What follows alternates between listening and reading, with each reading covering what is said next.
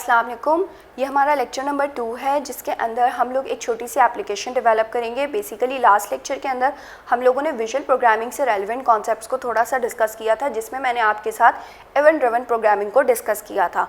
अब event driven programming के बारे में हम लास्ट लेक्चर में काफ़ी चीज़ें डिस्कस कर चुके हैं। अब हम उसकी प्रैक्टिकल इम्प्लीमेंटेशन करके देखते हैं कि हमारे पास विजुअल प्रोग्रामिंग के कोर्स के अंदर हम कोई भी एप्लीकेशन किस तरीके से डेवलप कर सकते हैं और उसके इवेंट्स को हम लोग किस तरीके से डिस्कस कर सकते हैं। अब आपको स्क्रीन के ऊपर एक शेयर पॉइंट की एग्जांपल नज़र आ रही है, जिसके अंदर आपको कुछ लेबल्स नज़र आ रहे हैं ऑन द लेफ़्ट साइड, और उसके बाद उसके आगे सिमिलरली उसके टेक्स्ट बॉक्सेस नज़र आ रहे हैं। नीचे आपको कुछ बटन्स नज़र आ रहे हैं और एक डाटा ग्रिड व्यू नज़र आ रहा है। अब ये जो एप्लीकेशन है हम आज के लेक्चर के अंदर इसे बनाएंगे, ठीक है। इसके अंदर थोड़ी सी चेंजेस करेंगे, लेकिन हम इसे ऐसे ही क्रिएट करेंगे, ठीक है। अब सबसे पहले जो मुझे देखना है इसके अंदर क्या आ रहा है, मेरे पास इसके अंदर कुछ लेबल्स आ रहे हैं, यानी कि जो सबसे पहली मेरे पास कंट्रोल इसके अंदर इस्तेमाल हो रहा है वो है लेबल्स, ठीक है। उसके बाद मेरे पास इसके अंदर आ रहे हैं टेक्स्ट बॉक्सेस, ठीक है। दो मेरे बेसिक कंट्रोल्स इसके अंदर यूज़ हो रहे थे। उसके बाद मेरे पास इसके अंदर आ रहे हैं बटन्स, ठीक है, जो कि आपको स्क्रीन के ऊपर नज़र आ रहे होंगे। Create, read, update, these are the buttons. और उसके बाद मेरे पास आ रहा है data grid view. Data grid view control आपके पास आपको नीचे आपके रिकॉर्ड्स दिखा रहा होगा, जिसके अंदर मेरे पास आईडीज़ आ रही हैं 1 2 3 ट्रिपल 11 जो भी हैं, ठीक है। तो ये हमारे पास जो रिकॉर्ड आपको डिस्प्ले हो रहा है ये डाटा ग्रिड व्यू के अंदर शो हो रहा है। तो ये जो आपको एक पेज नज़र आ रहा है ये सिंपली सिर्फ इन 4 कंट्रोल्स की मदद से बनाया गया है, जिन्हें हम आज के लेक्चर के अंदर डेवलप करके देखेंगे। ओके, अब हमें इसे क्रिएट कैसे करना है। हमें इसे क्रिएट करने के लिए 3 काम करने हैं, यानी कि 3 स्टेप्स फॉलो करने हैं। सबसे पहले फ्रंट एंड डिज़ाइन, यानी कि इन 4 कंट्रोल्स को यूज़ करते हुए मुझे इसका फ्रंट एंड डिज़ाइन करना है। जैसे कि मुझे ये वाला पूरा का पूरा फॉर्म क्रिएट करना था, जो अभी मैंने आपको 1-2 मिनट पहले दिखाया। उसके बाद back and coding. Back and coding से मुराद क्या है, बैक एंड डिज़ाइनिंग से मुराद क्या है कि हमारे पास इनके रिस्पेक्टिव इवेंट्स कौन से जनरेट हो रहे हैं। क्या लेबल का भी इवेंट जनरेट होगा, कि टेक्स्ट बॉक्स का भी होगा, बटन का भी होगा, या डाटा ग्रिड व्यू का भी होगा। आज के लेक्चर के अंदर जिसके इवेंट्स के थ्रू हम काम करेंगे वो है बटन के इवेंट। वैसे तो बाकी के सारे तीनों कंट्रोल्स के भी इवेंट्स होते हैं, लेकिन हम बटन के इवेंट के ज़रिए काम करेंगे। और बटन के इवेंट में बिहाइंड क्या कोडिंग होगी उसे हम देखेंगे। ओके जी, अब हम स्टार्ट करते हैं अपना प्रैक्टिकल वर्क। प्रैक्टिकल वर्क को आप लोग साथ साथ खुद भी बनाते रहें तो आपके लिए इजी हो जाएगा। हम बात कर रहे थे प्रैक्टिकल सेशन की, जिसके अंदर हम लोग शेयर पॉइंट जैसी एक प्रैक्टिकल एप्लीकेशन बनाकर देखना चाह रहे हैं। उसी के अकॉर्डिंगली मैंने यहाँ पर एक फॉर्म डिजाइन करी है स्टूडेंट रेकॉर्ड के नाम से, जिसमें आपको कुछ लेबल्स नजर आ रहे हैं, student ID, name, gender, address, date of birth. इनके आगे मैंने इनके रिस्पेक्टिव टेक्स्ट बॉक्सेस प्लेस किए और उसी हिसाब से इनकी नेमिंग भी की है। जैसे इस टेक्स्ट बॉक्स का नाम आपको नजर आ रहा है txt id, इसी तरह नेम, जेंडर और एड्रेस के भी मैंने txt नेम, txt एड्रेस और txt जेंडर प्लेस किए हैं। डेट ऑफ बर्थ के आगे जो कंट्रोल आपको नजर आ रहा है वो है डेट टाइम पिकर, ठीक है, जिसको हम लोगों ने रिस्पेक्टिव डेट्स असाइन करने के लिए यहाँ पर पुट किया और इसका नाम मैंने जस्ट डेट रख दिया है, ठीक है। उसके बाद मेरे पास यहाँ डिफरेंट किस्म के बटन्स हैं जो डिफरेंट पर्पसेस के लिए इस्तेमाल किए जा रहे हैं। जैसे शो से हम जो भी डाटा डेटाबेस के अंदर सेव करेंगे वो यहाँ पर देखेंगे। क्रिएट से अगर हम कोई डाटा क्रिएट करना चाहें, न्यू डाटा यहाँ से एंटर करना चाहें, वो डाटाबेस के अंदर सेव हो जाए। अपडेट से हम रिस्पेक्टिव डाटा को अपडेट करेंगे और डिलीट से हम किसी भी मौजूदा डाटा को डिलीट करेंगे with the help of ID, name, gender और जो भी हम इसके ऊपर क्राइटेरिया अप्लाई करना चाहते हैं। और सर्च से हम किसी भी स्पेसिफिक आईडी को या किसी भी स्पेसिफिक नेम को सर्च कर सकते हैं, ठीक है। तो अब इसकी कोडिंग के लिए सबसे पहले हमें इसकी डेटाबेस को क्रिएट कर लेना है। तो मैं माइक्रोसॉफ्ट एसक्यूएल सर्वर पर जा रही हूँ और यहाँ पर मैं एक न्यू डेटाबेस क्रिएट करने लगी हूँ, ठीक है। न्यू डेटाबेस का नाम मैं रखने लगी हूँ स्टूडेंट डाटा रेकॉर्ड।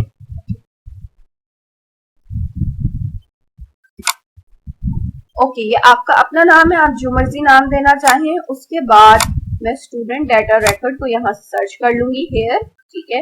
इस पे क्लिक करके मैं इसकी टेबल्स को क्रिएट करना चाह रही हूँ, तो मैं टेबल पे राइट क्लिक करके न्यू टेबल यहाँ पर क्रिएट कर रही हूँ। अब सबसे पहले मुझे इसे डिजाइन करना है और इसे मैं अपने फॉर्म के अकॉर्डिंगली डिजाइन कर रही हूँ। सबसे पहली फील्ड है आईडी, उसके बाद हम respective field name, gender and address वगैरह लेंगे, ठीक है, नेम। उसके बाद मेरे पास था जेंडर, ओके। उसके बाद हम लोग लेंगे एड्रेस और डेट ऑफ बर्थ। तो यहाँ पर मैंने एड्रेस ले लिया है और डेट ऑफ बर्थ। उसके बाद मैं इनकी डाटा टाइप्स के लिए ये जो सारी हैं अलाउ नल, इनको खत्म कर रही हूँ। इनकी डाटा टाइप सेट करेंगे। इसको हम लोग इंटीजर कर लेते हैं, नेम को हम लोग nvar50 कर लेते हैं। सिमिलरली हम जेंडर के लिए भी यही चूज कर लेते हैं और एड्रेस को हम nvar max कर लेते हैं बेशक, और डेट ऑफ बर्थ को भी हम nvar50 कर लेते हैं। आप इसकी डाटा टाइप डेट टाइम भी रख सकते हैं, इट्स अप टू यू। और मैं आईडी को प्राइमरी की के तौर पर यूज करना चाह रही हूँ, तो मैं चाहती हूँ कि ये ऑटो जनरेट हो, जिसके लिए मैं इसकी एक प्रॉपर्टी यूज करने जा रही हूँ, आइडेंटिटी स्पेसिफिकेशन, जिसके अंदर मैं इसकी इस आइडेंटिटी ये जो नो हुई हुई है इसे मैंने यस करना है, ठीक है। तो इसे मैंने यस कर दिया। अब मैं इस टेबल को सेव कर रही हूँ स्टूडेंट के नाम से, ठीक है, और मैंने इसे ओके कर दिया। अब हम इसके अंदर एक रैंडम डाटा पुट कर लेते हैं, डमी वैल्यू टाइप, ताकि हम इसके ऊपर फर्दर ऑपरेशंस वहां से देख सके। एडिट टॉप 200 रोज, नल का कलर थोड़ा सा ब्लर है क्योंकि ये ऑटो जनरेशन पर है। यहाँ नेम में एंटर कर लेती हूँ, जैसा सपोज अली, और जेंडर में हम एंटर कर लेते हैं मेल, और एड्रेस हम एंटर कर लेते हैं मुल्तान, और इसकी जो डेट ऑफ बर्थ है वो हम एंटर कर लेते हैं, जैसा सपोज 10/2 और 1998। ओके, यहाँ पर अब मैंने क्या किया, फाइल में मैं सेव ऑल कर रही हूँ, ठीक है। ये आपका जो डेटाबेस है ये यहाँ पर क्रिएट हो गया है। ओके, अब हमने क्या करना है, हमने इसका कनेक्शन सबसे पहले अपने डेटाबेस से करवाना है। सो मैं इसका डाटा सोर्स का ऑप्शन यूज कर इसका कनेक्शन स्टैब्लिश करवाना चाह रही हूँ।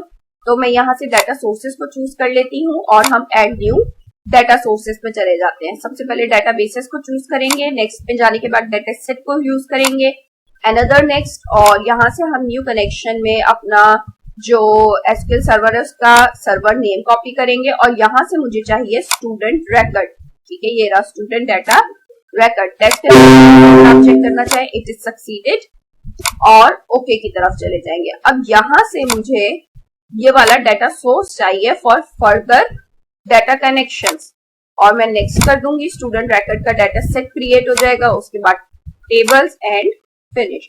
इसको करने से हमारा जो अभी टेबल हम लोगों ने क्रिएट किया है एसक्यूएल सर्वर के अंदर वो यहाँ पर कनेक्ट हो जाएगा। ये देखिए स्टूडेंट डाटा रिकॉर्ड, और इसके अंदर स्टूडेंट का टेबल और एज पर गिवन सारी चीजें। अब मुझे इसको जो मैंने अभी पाथ कॉपी की है उससे कनेक्ट करवाना है, ठीक है। तो मैं उसकी तरफ आ जाती हूँ। सबसे पहले मैं यहाँ पर system.data.sql क्लाइंट की एक फाइल ऐड कर रही हूँ, ठीक है, ताकि हम इसके फीचर्स को यहाँ पर यूज कर सकें। ओके, अब जो पाथ हमने कॉपी किया था, मैंने यहाँ पर एक एसक्यूएल कनेक्शन का ऑब्जेक्ट क्रिएट कर लिया है, ठीक है, और इसे मैंने ग्लोबल ऑब्जेक्ट के तौर पर रखा है। जब मैंने ऊपर हेडर फाइल क्रिएट कर लिया यहाँ पर, और मैंने इसे ग्लोबल ऑब्जेक्ट बना लिया एसक्यूएल कनेक्शन, तो वो पाथ मैं यहाँ पर कॉपी करने लगी हूँ। अगर एस्केप सीक्वेंस की नोटिफिकेशन आए तो आप एक और पुट कर दीजिए ताकि आपका एरर खत्म हो जाए। उसके बाद मैं चाहती हूँ इन बटन्स की कोडिंग। सबसे पहले मैं कोड करना चाहती हूँ शो बटन को। शो बटन पे हम लोगों ने बहुत सिंपल सा काम करना है। यहाँ एक सिंपल क्यूरी यूज होगी। अब मैं डाटा को मैंने सेव किया हुआ स्टूडेंट के टेबल के अंदर, तो मैं यहाँ पर क्या करूंगी, यहाँ पर मैं करूंगी सेलेक्ट स्टैटिक फ्रॉम स्टूडेंट, ठीक है। अब सेलेक्ट स्टैटिक फ्रॉम स्टूडेंट के बाद मैं एडेप्टर यूज करूंगी और डाटा सेट इस्तेमाल करूंगी ताकि मैं अपनी रिस्पेक्टिव क्यूरी को इजीली जनरेट कर सकूं। ओके, तो हम शो बटन की कोडिंग के बिहाइंड थोड़ा सा काम करते हैं, जिसमें हम कर रहे हैं, सबसे पहले मैंने यहाँ पर कनेक्शन ओपन किया है, ठीक है। उसके बाद मैंने क्यूरी राइट डाउन किया सेलेक्ट स्टैटिक फ्रॉम स्टूडेंट। उसी क्यूरी और उसी कनेक्शन को मैंने एडेप्टर को दे दिया है ताकि हम लोग सक्सेसफुली डाटाबेस से कनेक्ट हो सके। और डाटा सेट के अंदर मैंने with the help of adapter fill function student की डाटाबेस को फिल कर दिया है, और उसे मैंने डिस्प्ले कहाँ किया है, ये जो मेरा डाटा ग्रिड व्यू है इसका नाम मैंने रखा है डीजी डाटा।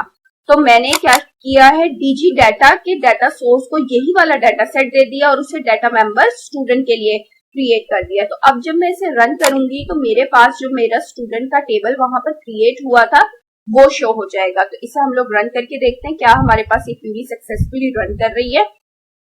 उसके बाद हम लोग क्रिएट की क्यूरीज पर काम करेंगे एंड रिमेनिंग बटन्स पर। अब मैंने यहाँ पर शो प्रेस किया है तो देखते हैं क्या हमारा डाटा सक्सेसफुली फेच हो रहा है। जी 1 अली मेल मुल्तान और डेट जो मैंने एंटर की थी।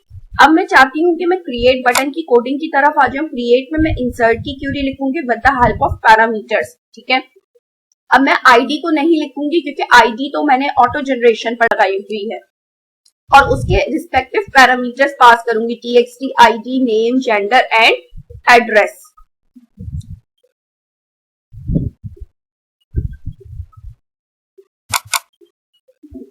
ओके, इंसर्ट पे मैंने यहाँ पर एक रिस्पेक्टिव क्यूरी लिखी है, insert into student name gender address date of birth और इनकी वैल्यूज के लिए पैरामीटर्स बनाए हैं @name gender address and date और इन पैरामीटर्स को मैंने वैल्यूज पास की हैं यहाँ पर हियर।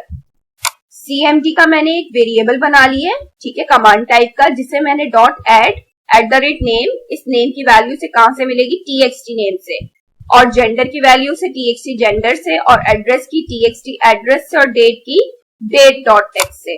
अब यहाँ पर मैंने उनकी वही डाटा टाइप मेंशन की है जो मैंने डेटाबेस के अंदर आप लोगों के सामने रखी थी। अब यहाँ पर मैं एक ट्राई कैच का ब्लॉक लगाना चाह रही हूँ कि अगर मेरी ये क्यूरी सक्सेसफुली रन ना हो तो मेरा सिस्टम क्रैश ना जाए बल्कि एक्सेप्शन को कैच कर ले। ओके, तो यहाँ पर मैंने एक ट्राई का ब्लॉक लगा दिया जिसमें मैंने कहा है कमांड को एग्जीक्यूट नॉन क्यूरी मैंने असाइन किया है। अगर सक्सेसफुली रन हो जाती है तो मैसेज बॉक्स आ जाएगा सक्सेसफुली, अदरवाइज एरर और एक्सेप्शन कैच हो जाएगी। तो इसे हम लोग रन करके देखते हैं क्या हमारी क्यूरी सक्सेसफुली रन कर रही है। नेम मैं रख देती हूँ सपोज वकास और जेंडर रख देते हैं मेल, एड्रेस रख देते हैं लाहौर और डेट मैं करंटली यही रहने देती हूँ या फिर हम लोग थोड़ी सी चेंज कर लेते हैं, ठीक है, और क्रिएट सक्सेसफुली और शो करके देखते हैं। तो देखें टू वकास मेल और सेम मेरे पास डेट और टाइम आ रहा है। ओके, अब मैं यहाँ पर डिलीट बटन की कोडिंग करना चाह रही हूँ कि मैं जो रिकॉर्ड मैंने एंटर किया है वो उससे मैं डिलीट कर सकूं और डिलीट मैं with the help of name कर रही हूँ, ठीक है, क्योंकि सर्च हम आईडी पर अप्लाई कर लेते हैं, डिलीट हम नेम पर कर लेते हैं। इट्स अप टू यू क्या हम किसी भी क्राइटेरिया को गिवन रिक्वायरमेंट के हिसाब से अप्लाई कर सकते हैं। सो मैं डिलीट की क्यूरी यहाँ पर राइट करने लगी हूँ। सिर्फ मैंने क्या करना है, जो मैंने क्रिएट की क्यूरी बनाई है मैंने डिलीट फ्रॉम स्टूडेंट लिख देना और मेंशन कर देना है किस पैरामीटर के जरिए। ये वाला काम मुझे करने की यहाँ पर जरूरत ही नहीं है, तो मैं सिंपली डिलीट की क्यूरी क्रिएट करने लगी हूँ।